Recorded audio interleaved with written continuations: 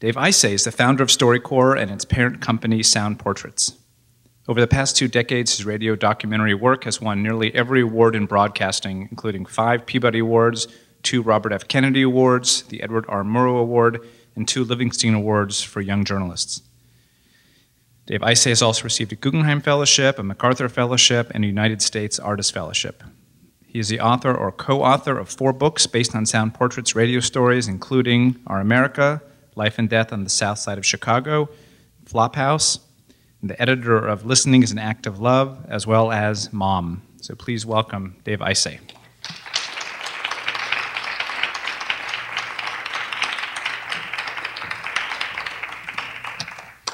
Thanks, Dan. It's great to be here, and thank you for coming out on this beautiful day. I almost didn't come. It's such a nice day out. But you know what? You're going to get to knock off your Mother's Day presents, and everyone else is going to be scrambling around next week. So you made the right decision.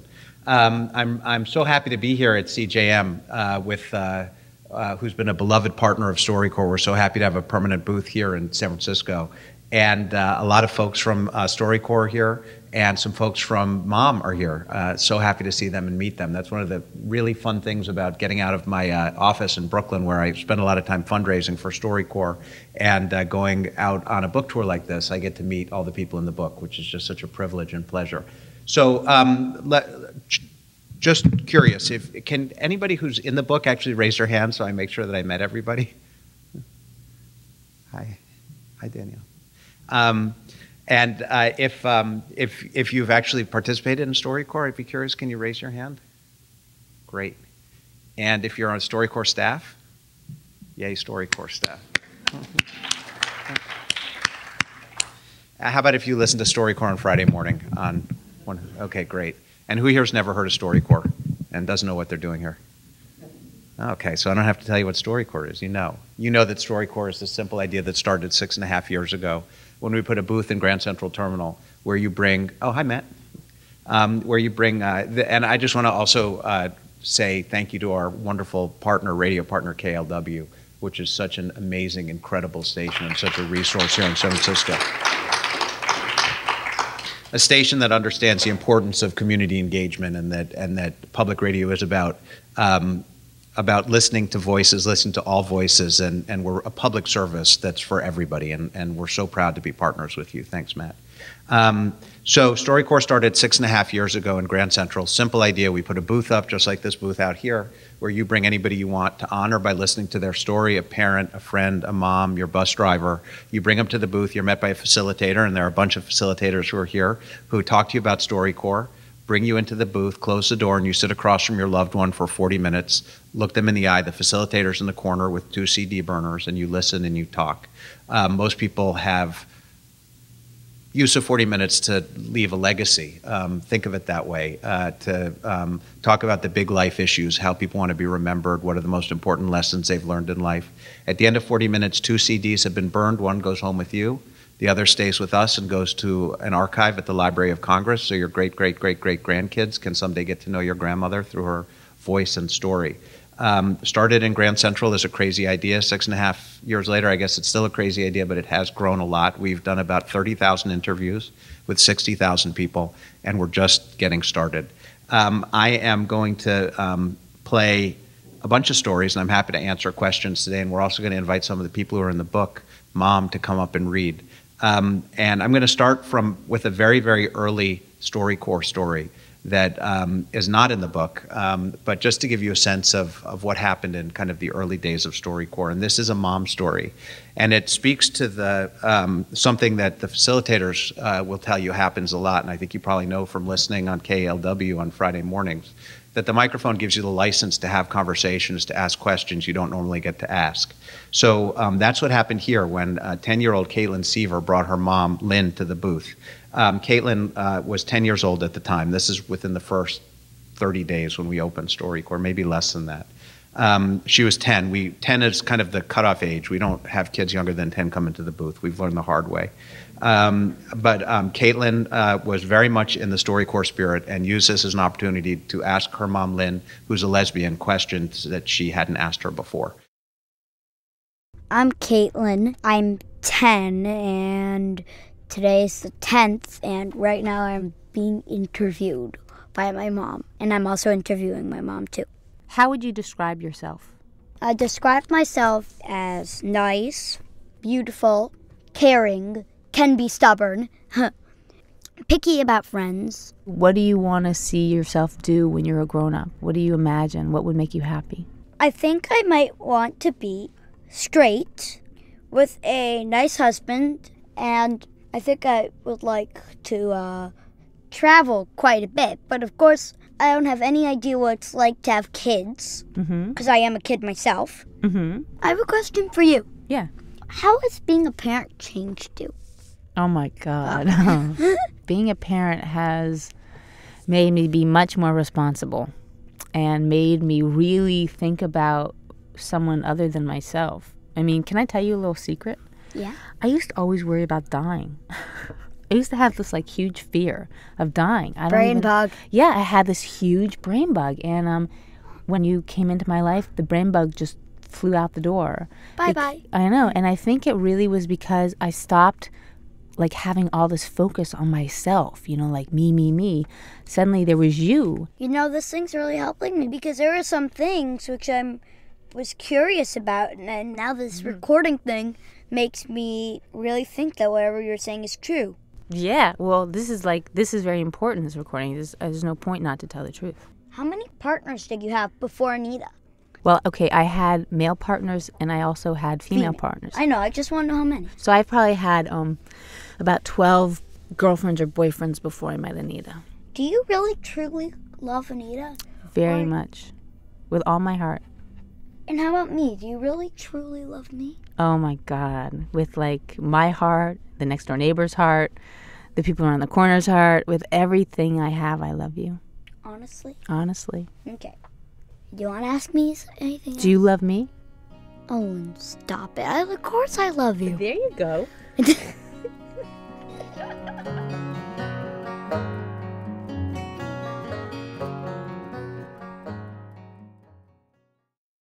I'm gonna play. Is it okay if I play a bit of your story? Okay. This is also from the wisdom section of Mom, and Gabrielle Hall is here, sitting back there, and she came to StoryCorps. Was it here at CJM? It was a mobile booth. Okay, came to one of our mobile StoryCorps booths with her sister Danielle to remember their mother, Martha Hall, who died of cancer in 2003. And you recorded this a couple of days before Thanksgiving, I think, and you'll be hearing them talk a little bit about Thanksgiving. So this is Gabrielle Hall and Danielle at StoryCorps, remembering their mom. I am Danielle Hall, I'm Gabrielle Hall. and today we're going to talk about our mom. Mom was amazing. She was determined and strong and intense and good at everything she did, more than anybody else's mom that I knew. She's still better than everybody else's mom we know. Like the time that she sent me that poem about if you're having a bad day, bake a cake, and if it's still bad, put on a red dress. And after the first time that she'd been in the hospital, I went out and bought a red skirt. I read that and gave her a pair of red shoes, and she would wear her red shoes to the chemotherapy. And she'd tell everybody there that you can't have a bad day if you're wearing red shoes. I just wish that I could remember her healthy. Yeah. I have pictures of our last Thanksgiving, of Mom in her pajamas, At the head of the table. with an IV pole. She'd had cancer at that point for 14 years. And she had been able to eat, and she hadn't been eating for days.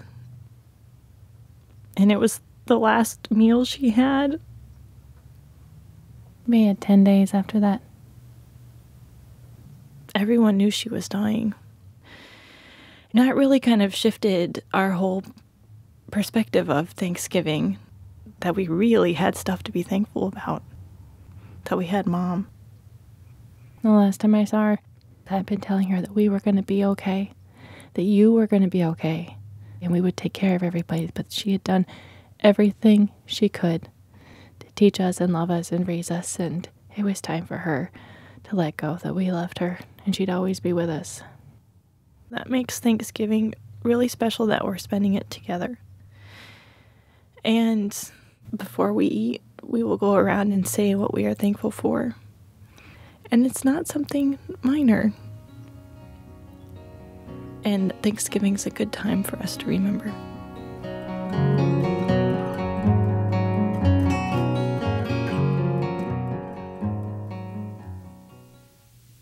Thank you, Gabrielle. Do you want to come up and say anything about your mom or about StoryCorps? You don't have to. Come on.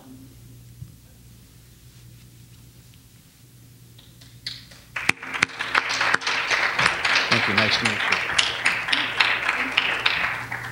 you. I mean, as you can see, it was a really important and powerful experience for us, and so much so that she came back, and my sister came back, and we've done it again.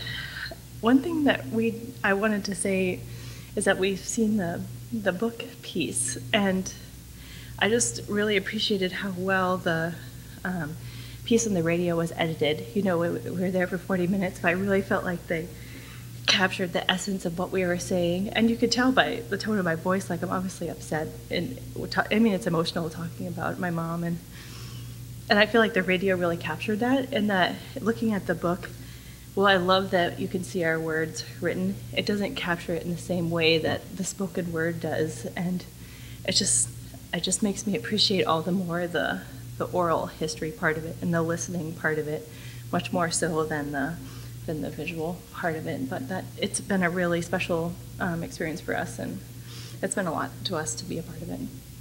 Yeah. So happy to have you be a part of it. Thank you so much.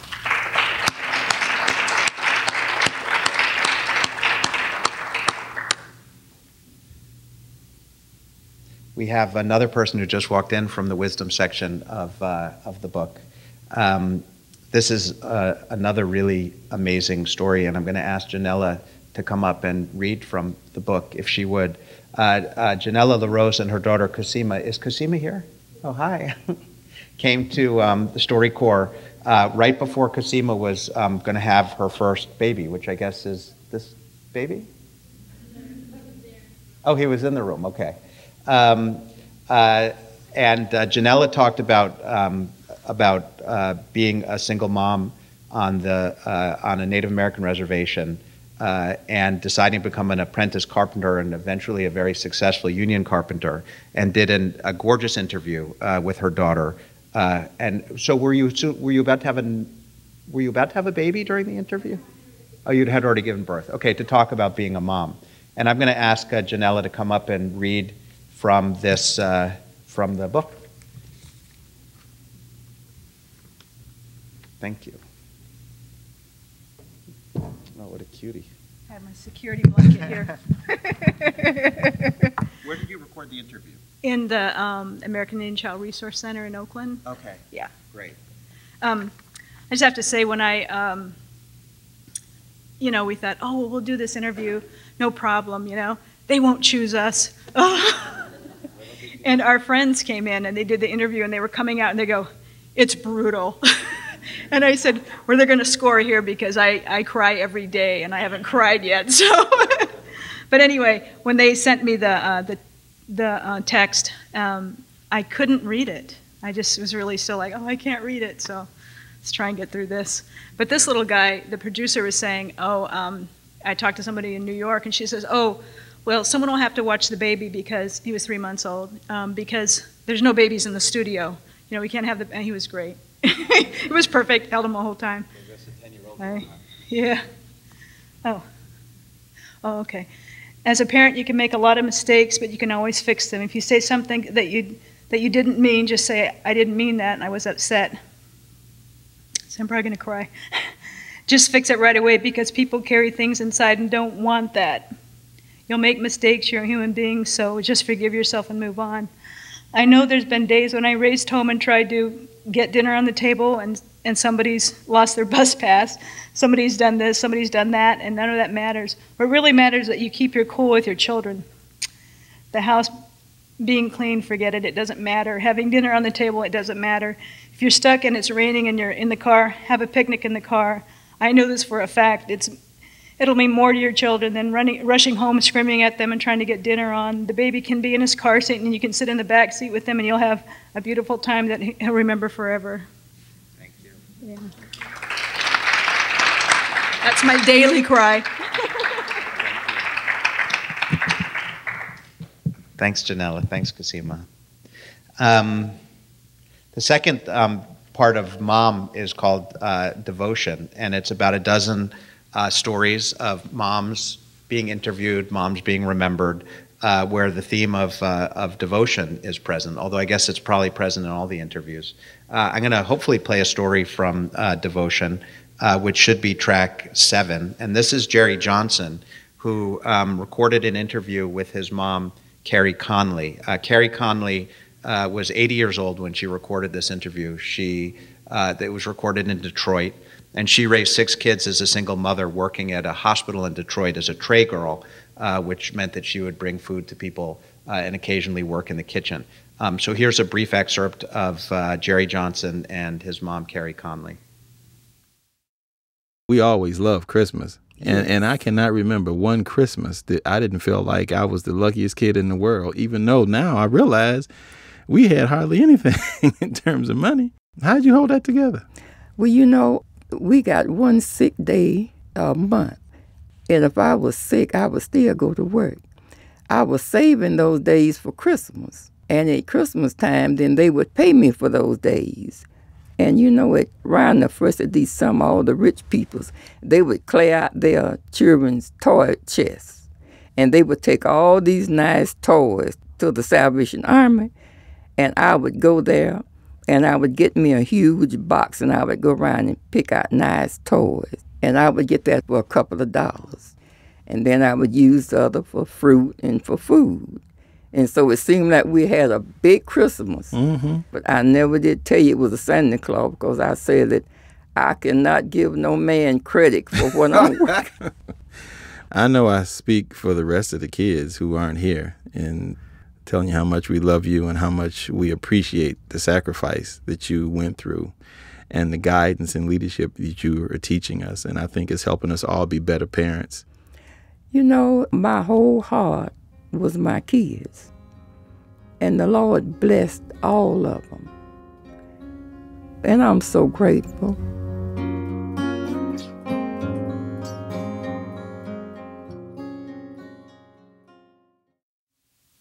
In the book, Carrie Conley says the happiest day of her life was watching Jerry walk across the stage at Washington University in St. Louis when he became a doctor. He works as an internist now in Detroit. I'm really happy to have Annette Zumba here today, whose story also appears in the devotion section of the book. This is a very memorable story, to say the least. Annette and Jen, her sister, came to the booth to talk about her mom, who raised 11 kids, and 7 kids, and then went on to become a nun, which was quite a surprising twist. And I wanted to ask Annette to read a little bit about her mom from her pre-nun days, and it's about Mother's Day. Please come on up.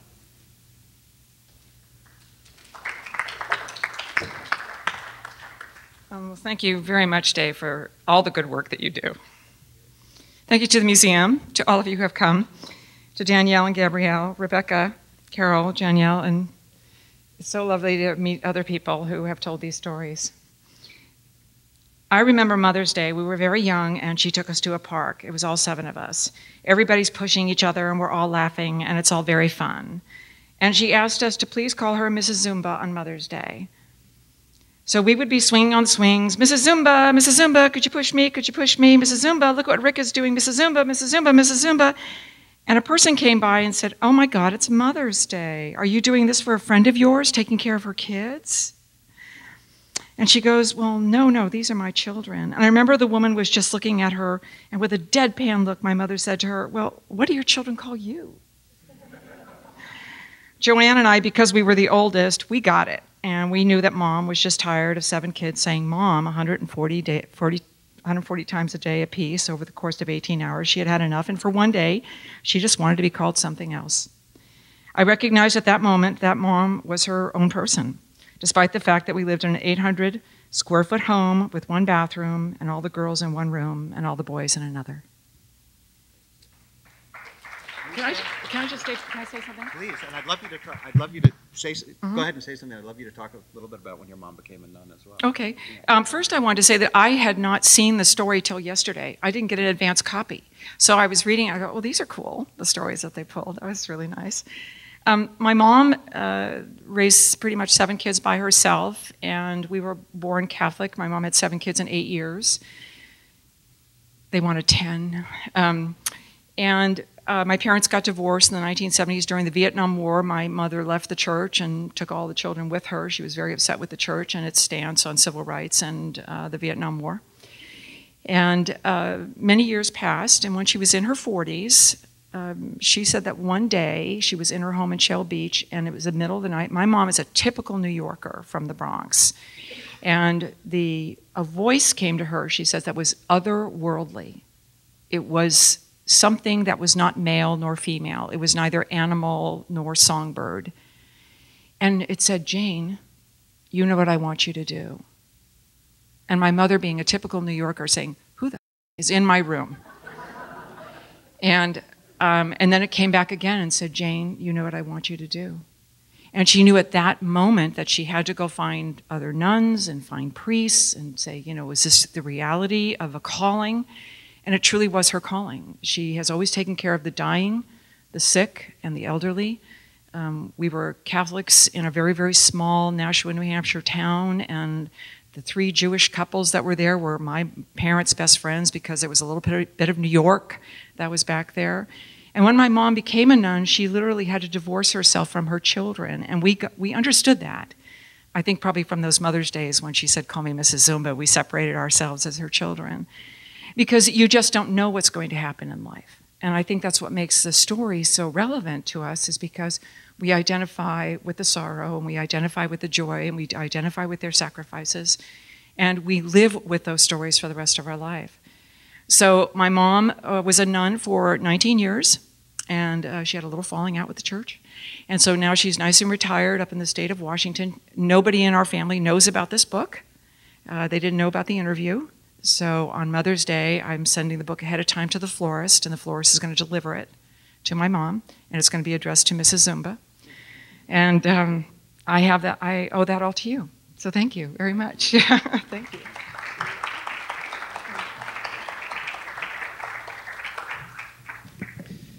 And we're so grateful to you. I mean, without participants, all of you, you give StoryCorps life, and certainly the staff of StoryCorps works tirelessly to make this a wonderful experience for people. We've done 30,000 of these interviews so far, and I think it's safe to say that not one of those has gone badly, which is just a tribute to the amazing people who work at StoryCorps.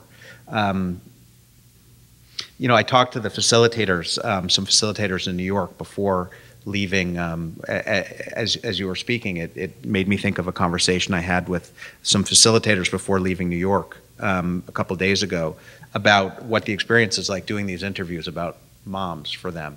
And the facilitators told me that after they would do interviews about moms and dads, at the end of the day they would frequently, and these are facilitators facilitators who work in permanent booths like the booth here in San Francisco, and there are facilitators who go on the road in these very intense experiences of collecting the wisdom of humanity, basically for months at a time, doing scores of interviews every day, and being away from home.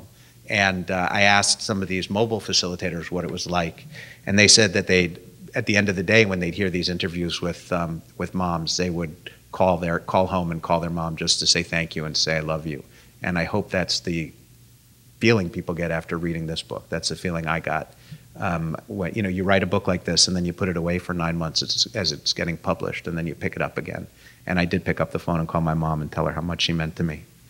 I'm going to play a sad story from the last section of the book, which is called Enduring Love. This is, this mom book is very much like our moms. Some of the stories are beautiful, and some of them are tragic, and they're all complicated. It's real life, just like our moms. And this is a real life story. It's a woman named Myra Dean who came to StoryCorps to remember her son Richard Damon Stark, who died at the age of 9 in 1977.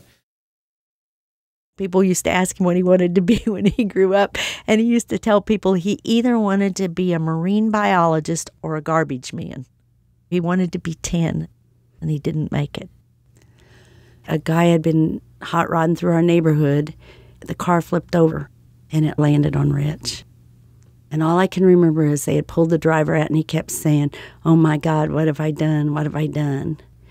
They put me in a police car, and I just started screaming. And the ambulance driver came to me at the hospital and said there was nothing we could do, he's gone. And I can remember having my back to the wall, and I just slid down on my butt, leaning against the wall. And he said, "Ma'am, I'm not supposed to tell you this, but he was dead at the scene." He'll never know what that meant to me, because one of the things that was the hardest for me was, what if he was suffering and I wasn't there for him, you know? And the worst part is when you realize you're going to live because you just want to die. I thought I wouldn't live 10 minutes, and I was astonished when I'd lived 10 days and mortified when I'd lived 10 months, and not even grateful yet when I had lived 10 years. I was just mostly surprised. And there was no one more astonished that I'd survived it than myself. When you lose your child, it's like somebody has just amputated a huge chunk of your heart. And the difference is people can't see the amputation. I miss him terribly. He was just a happy kid, and it's been a bittersweet thing that he died watching a sunset.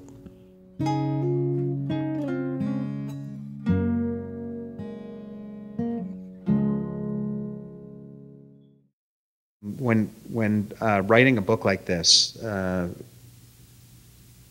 my editorial, the people who work in the book department at StoryCorps, and I read thousands of transcripts of stories.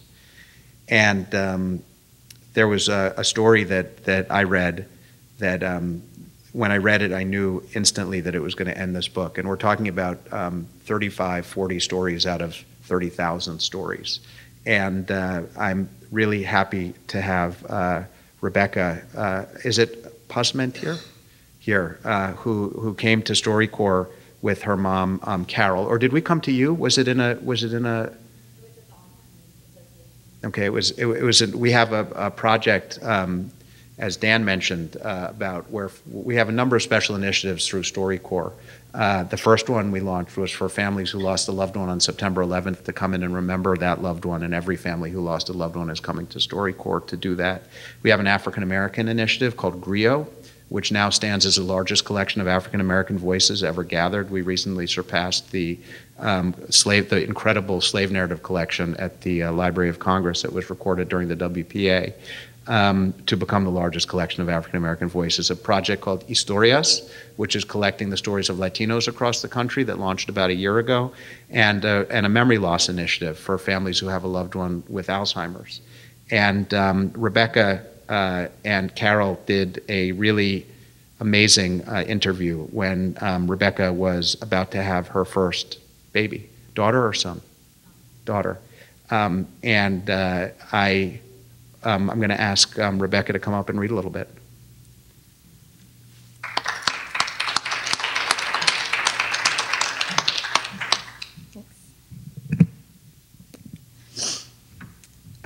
My mom, Carol, is suffering from Alzheimer's, and it's been an amazing thing to have this. I didn't really realize it at the time. I didn't really know what we had done. Now that she can't answer these questions anymore, and she can't even make a sentence anymore, it means that much more to me. I just want to say that whatever it was that made you consciously make the decisions that you did in raising Shayna and myself were amazing.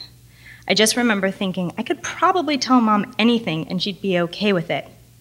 I remember a conversation you had with me right before I went off to college.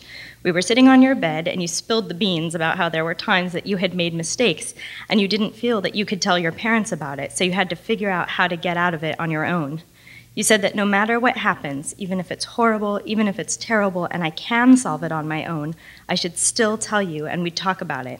I felt like you were just genuinely there no matter what happened. You were always there for the good grades, internships, everything. That's just as important as being there when I had mono in college and went unconscious. The next thing I knew, I woke up in the hospital bed and there you were next to me. I couldn't understand how you'd gotten there so fast. But basically, you hopped a plane and flew down the second you heard I was so sick. And you would do that for any of your kids. Those are the qualities of motherhood that I want to have too.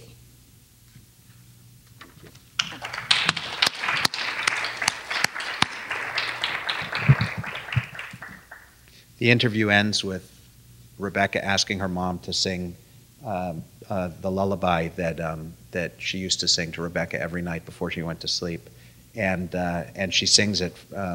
Rebecca asked her to sing it for future babies that aren't here and for babies that aren't even twinkling in anyone's eyes quite yet. And I'm so glad you have that. I'm going to play another mom story, one last mom story. This is a little bit heretical. I'm going to give you a sneak preview because StoryCorps is about to go on to TV, believe it or not. I very much appreciated I'm also a huge radio fanatic, and Gabrielle's comments about the power of radio I agree with completely. There's something so intimate about the voice and so powerful. And we've been asked since the first days of StoryCorps to bring cameras into the booth, and we've always said no. And because we felt that would take away from the magic of these interviews. And I think part of what you hear, why these interviews are so powerful, is because they're so authentic. And people are able to just look each other in the eyes and kind of forget about everything and melt into each other and have these conversations.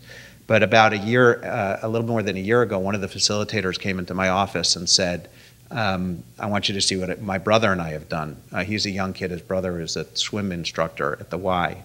And I stuck a DVD into my computer, and they had animated a StoryCorps story, and it was one of the most beautiful things I'd ever seen.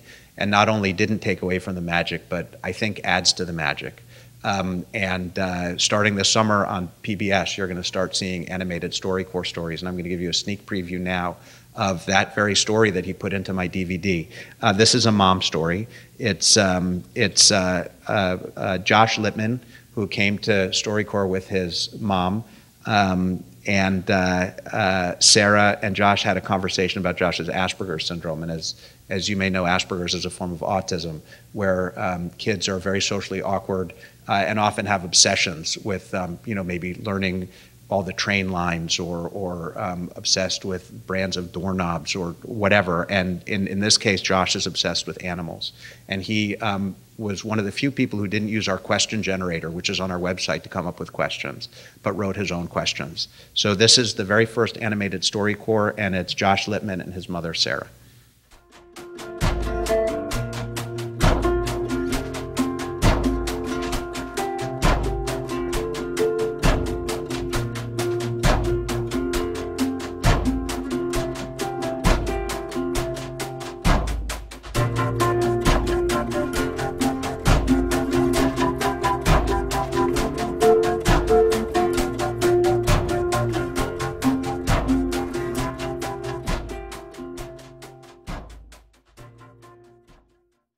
From a scale of 1 to 10, do you think your life would be different without animals? I think it would be an 8 without animals because they add so much pleasure to life. How else do you think your life would be different without them? I could do without things like cockroaches and snakes. Well, I'm okay with snakes as long as they're not venomous or can constrict you or anything. Yeah, I'm not a big snake person. But cockroach is just the insect we love to hate. Yeah, it really is. Have you ever felt like life is hopeless? When I was a teenager, I was very depressed. And I think that can be quite common with teenagers who think a lot, and are perceptive. Am I like that? You were very much like that. Do you have any mortal enemies? I would say my worst enemy is sometimes myself. But I don't think I have any mortal enemies. Have you ever lied to me? I probably have, but I try not to lie to you, even though sometimes the questions you ask make me uncomfortable. Like when we go on our walks, some of the questions I might ask. Yeah, but you know what? I feel it's really special that you and I can have those kind of talks, even if sometimes I feel myself blushing a little bit. Have you ever thought you couldn't cope with having a child? I remember when you were a baby, you had really bad colic, so you would just cry and cry. And What's I didn't know colic? It's when you get this stomach ache and all you do is scream for like 4 hours Even a louder night. than Amy does? You were pretty loud, but Amy's was more high-pitched. I think it feels like everyone seems to like Amy more, like she's like the perfect little angel. Well, I can understand why you think that people like Amy more, and I'm not saying it's because of your Asperger's syndrome, but being friendly comes easily to Amy. Whereas I think for you, it's more difficult. But the people who take the time to get to know you love you so much. Like Ben or Eric or Carlos. Yeah, and like I have better quality friends, but less quantity.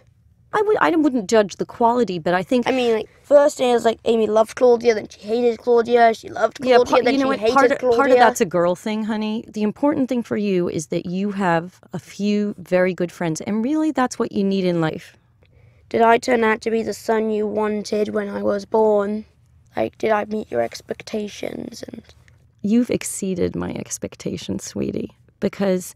You know, sure, you have these fantasies of what your child's going to be like, but you have made me grow so much as a parent because you think... Well, I was the one who made you a parent. You were the one who made me a parent. That's a good point. But also because you think differently from, you know, what they tell you in the parenting books. Yeah.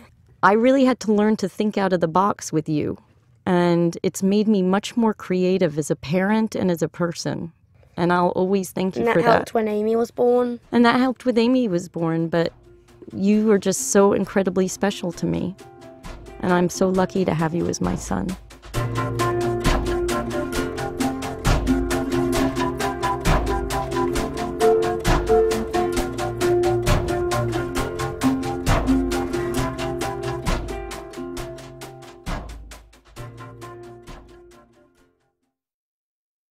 So we're working hard to continue to build StoryCorps in the coming years.